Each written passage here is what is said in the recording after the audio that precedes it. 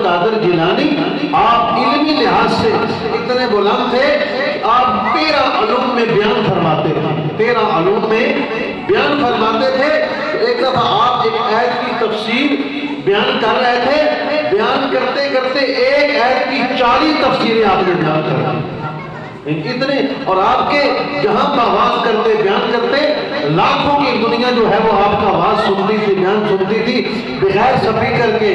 آپ جیسے منبر پہ بولتے تھے جہاں اتنا مجمع ہوتا تھا آخر تک آپ کی آواز ایک جیسی پہنچتی تھی، یہ بھی آپ کی ایک کرامت ہے۔ تو حضور غوث اعظم نے پہلے علم پڑھا، پھر پڑھایا، اور صبح سے لے کر شام تک پڑھایا، سارا دن علم الکلام قرآن حدیث کا علم پڑھا رہے ہیں۔ اور اس کے بعد آپ کئی زبانوں میں قرآن کی قرات بھی کرتے تھے، قرآن مجید کی قرات۔ یقین جانے آج کل 2 نمبر پیر جنہوں کلمہ بھی سیدھا قسم بخدا کوئی نہیں ہوتا، قرآن پڑھنا تے دور پہلا کلمہ بھی سیدھا نہیں آتا، اسی انہوں نے بلی بنا کے اتنا امیر کر چڑھیا۔